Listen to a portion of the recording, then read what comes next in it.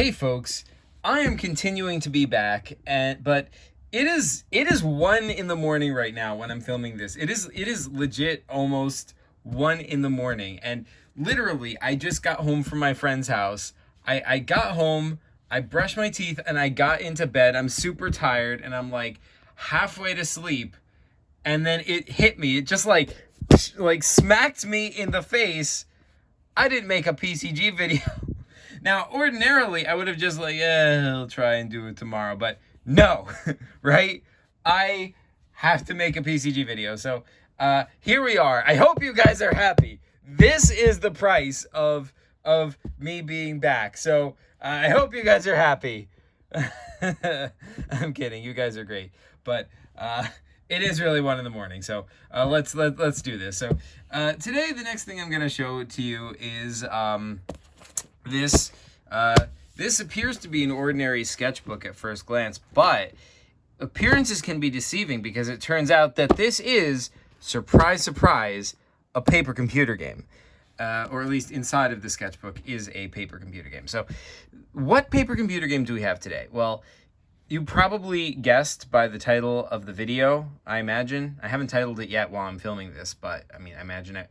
Anyway, this paper computer game does not have, he never titled it, but it's just, I guess he just called it Zelda Game. So this is Zelda Game, all right? Are you folks ready for this? Because this is the most Zelda-ish game. Now, fair warning, I'm going to go through this kind of quick because I don't remember this game super well. I don't remember a ton of it. So I'm just going to show you like everything and tell you what I can remember, what I can figure out, and we'll see where we get. But I think this is a pretty freaking epic PCG. This is the first ever paper computer game to really seriously adapt The Legend of Zelda. Kurt had been sort of experimenting with that a little bit before this.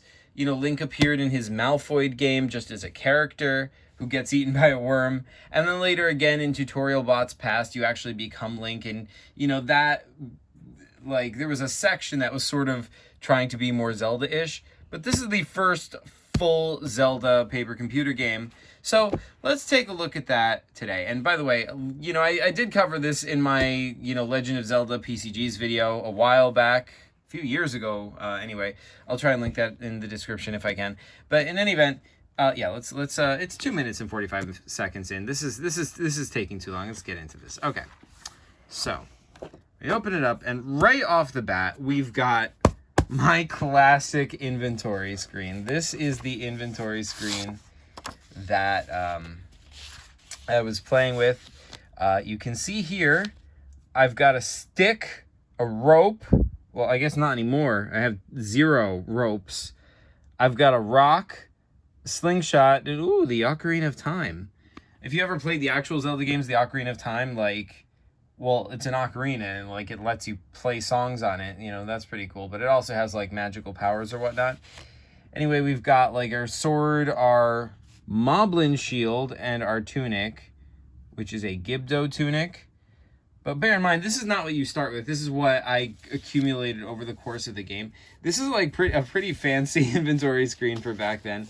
I like how Kurt made it sort of fold. Oh, check that. I also have a mace and a bottle. Ooh, I wonder who's in the bottle. That's actually spoilers. So let's actually get into the game. I'm going to keep this on the side over here. But the game starts, and this is you. He doesn't actually tell you if you're Link or not.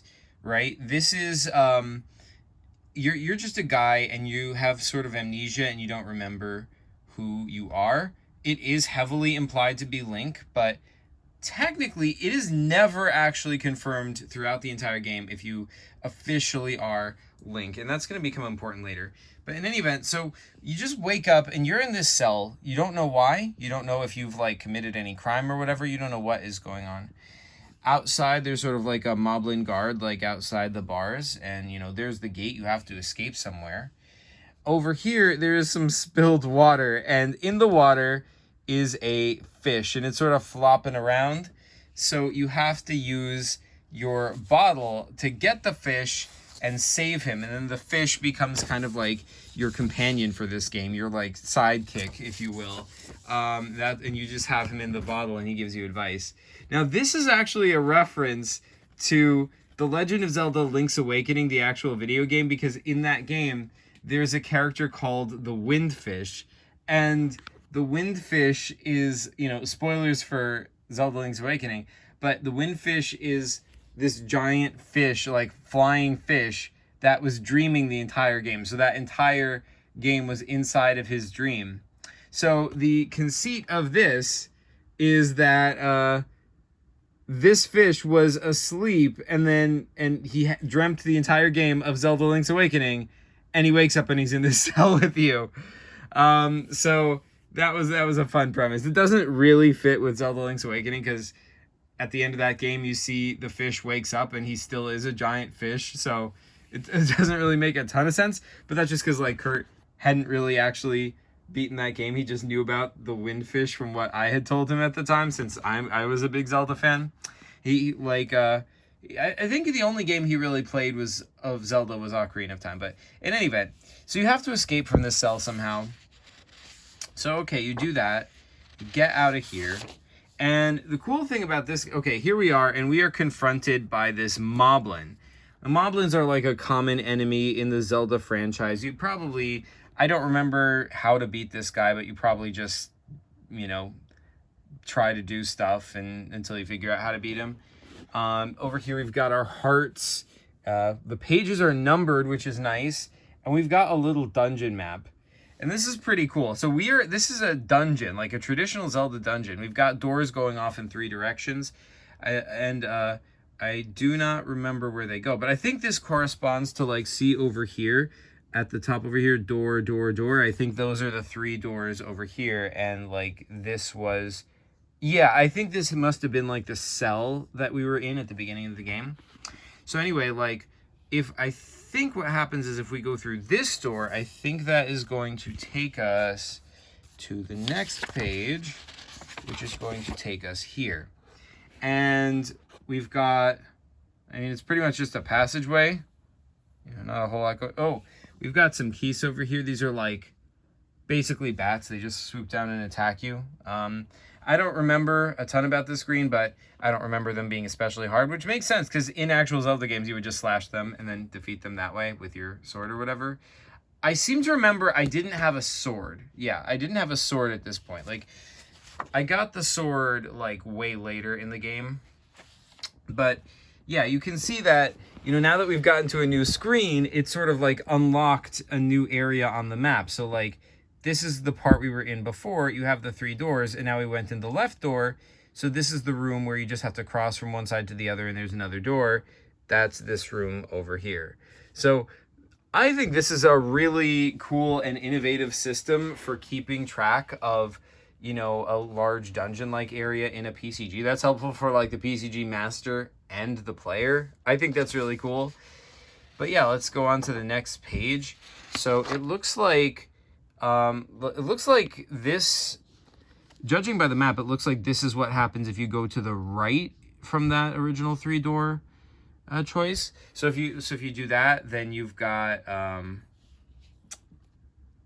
is that where you actually find the bottle? But if so, then how can you have saved the fish back on the first page? I don't know. Maybe that's something different. Maybe that's a potion. I don't remember a ton about this. That has to be an inventory item. So judging by what we have in our inventory, that's got to be the rock, I assume. There's some torches on the walls. Anyway, let's go on to the next page. So looks like we have gone further right now, and now we're in this room. We've got a puzzle here. I don't remember anything about what the puzzle is, so let's keep going. Oh, and we have, looks like this is the room you get to if you had kept going left. And then, yeah, it looks like there's these 2 like triangles, and it looks like those are these 2 torches over here. So we've got, look, this is a tougher Moblin, and looks like he's got a key on him. So I imagine if you get past him, or if you beat this guy, then you're able to get the key, and then you're probably, I would guess, you're going to be able to bring it back to the original room and use it on that door going forward. So let's see if we're right. If my hypothesis is correct, then the next page will be forward this way. So let's see. And looks like I was correct because we went all the way back and went forward, and there is a shadow here. So yeah, it looks like there's like a shadow covering something over here. I do not for the life of me remember what this is. Like this was an enemy I had to fight or something. I'm not super sure. Let's keep going. So looks like we've gone further forward from there, and now we're confronted by another moblin. This one has a sword and a shield, so that he's going to be tougher to defeat. And if you get past him, we've got this guy over here. So this, I remember this person. This person is listed in the wiki as Mysterious Gibdo. It's like this mysterious silhouette. He's like holding a staff. I know a lot of you conspiracy theorists in the audience are going to immediately go, oh, he's holding a staff. It's Ginkus. But no, it turns out there are other people in the world besides Ginkus holding a staff. I know I lectured you about this in another video, but it is true. They do exist. I promise you there are other staffed people besides Ginkus. And, you know, as far as we know, this is one of them, unless it is Ginkus, because the truth is we really don't know who this person is. Like if you run after them or confront them, they're just going to be like, when you're like, who are you? And they'll just be like, a friend. But what Gibdo means, if you've played the Zelda games, a Gibdo is basically like a mummy that attacks you. So assuming we get past this moblin, here we are. We are actually confronted by the Mysterious Gibdo, and the Mysterious Gibdo is going to, you know, hint at like having mysterious knowledge, and you're like, hey, who are you? And he's like, a friend. I'm just a friend, okay? And, you know, he's got that staff wrapped up in bandages because, like, you know, Gibdo. And over here, it looks like Mysterious Gibdo is running a shop. So you can buy red potion or green potion, heart piece. For those who haven't played Zelda, like if you collect 4 of these, you get more hearts, basically. You get more health. There's a bomb, Deku Nuts, and Deku Seed. Once you pass this guy, he's not a challenge. You can just, you know, buy stuff or not buy stuff, and he gives you a piece of advice, and I don't remember what it is. It might say on the wiki, so you can check his article on the wiki. But yeah, now we are, I think this is, I think after, wait. He wasn't selling sword and shield here. So I think this is where you get the tunic, the sword, and the shield, I guess. Oh, no. You got the sword and the shield from the Moblin. That's right, because it's the Moblin shield. Oh, and Phantom Ganon's sword. Interesting. I don't remember where we got that. Okay, but regardless, right? So, we got that, and we're like, like, I think this is where we finally got, like, the Link tunic. So we're starting to look more and more like Link from the Zelda games. It is still not officially confirmed that we are Link, but it looks like we've got this bridge that goes over this chasm, so we're gonna cross that, and that takes us here. There's, like, this mysterious door, and looks like if you get past that, it's gonna lead into the forest. I don't remember this. You had to follow these weird, mysterious tracks, and there's some rocks over there. I don't know what's going on this screen, but let's move on, because this screen I do remember. Actually, I'm going to try and see if I can't pull out some of these, like, pretty fantastic PCG character stickers. I'm calling them stickers because that's what Kurt called them, because originally they were drawing these on, like, you know, they had, like, blank stickers and they were drawing them on them, but a lot of them are not necessarily drawn on stickers. These are from, like, various games. Like, this one is Fleet from Spaceballs.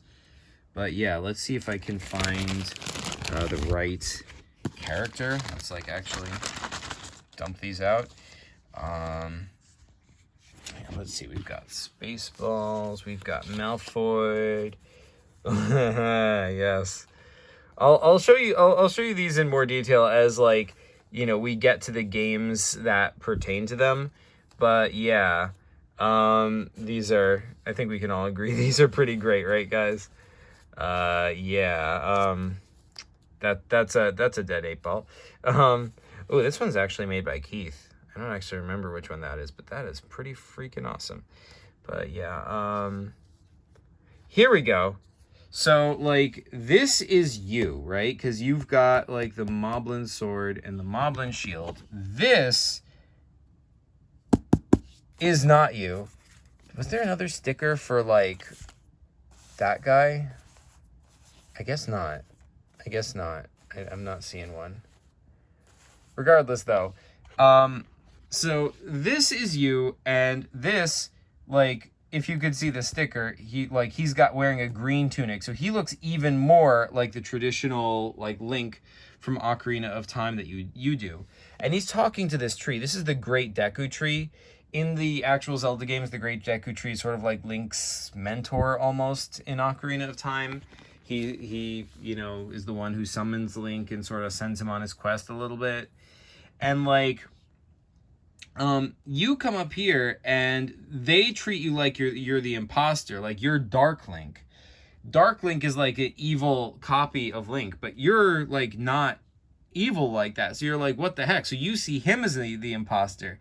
And it's sort of to this day is still mysterious if you're the real Link or if he's the real Link. But as you know, he's accompanied by Navy the fairy, which is the fairy from Ocarina of Time. And it turns out that if you actually have to fight him, but you have to turn... I remember you had to do something to prove that you cared about Navy. Because if she was about to be hurt, and you have to do something to protect her, rather than getting the upper hand in the fight, and that like proved to her and the Great Deku Tree that even if you're not actually Link, you are at least like a good person, so you can't be Dark Link. And then, you know, this Link retreats, and you're able to actually talk to the Great Deku Tree. And then he gives you sort of more of a quest to go on. But yeah, I don't remember where he sends you, but it looks like we end up here and we're in a dungeon again.